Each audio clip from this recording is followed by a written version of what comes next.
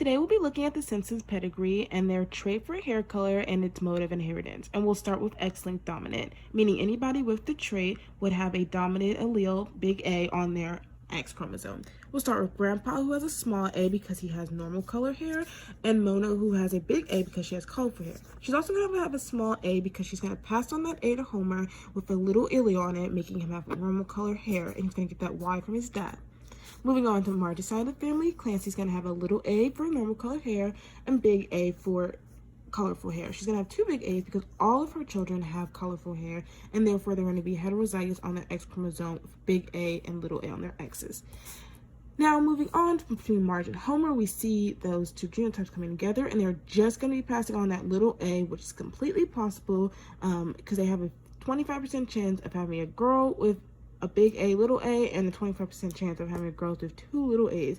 And the same thing with a boy, 25% chance each. So we do see X-linked dominant being a mode of inheritance. Moving on to X-linked recessive.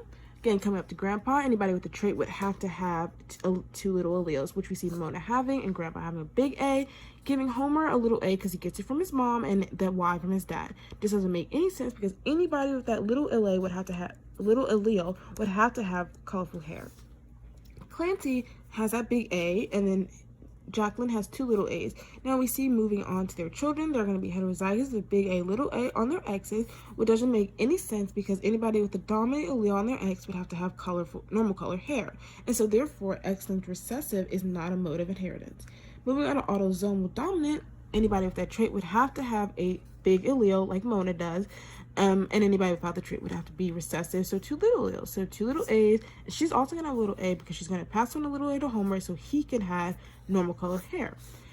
And then same thing with Clancy, two little A's. Jacqueline has two big A's because all of her children have colorful hair, and so they'll be heterozygous.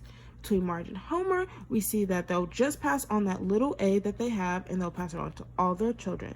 And that's totally fine because there's a 50% chance of them passing on heterozygous genotype and a homozygous recessive genotype. So autosomal dominant is a mode of inheritance. Moving on to autosomal recessive, anybody with that trait would have to have little A's, so therefore Mona has two little A's and Abe has two big A's, and they would go ahead and have a heterozygous little A, big A child. Clancy being heterozygous little a and big A, and Jacqueline being homozygous two little A's. He is heterozygous big A, little a because he's going to have to pass on those little A's to his children so they can all have colorful hair. Moving on to Marge and Homer, we see that being possible as they also just pass on that heterozygous big A, little a. And we know that they can also be passing on that homozygous recessive little a genotype. So therefore, autosomal recessive is a mode of inheritance. And Y-linked is not a mode of inheritance because we would see all the men having that trait and none of the men have that trait.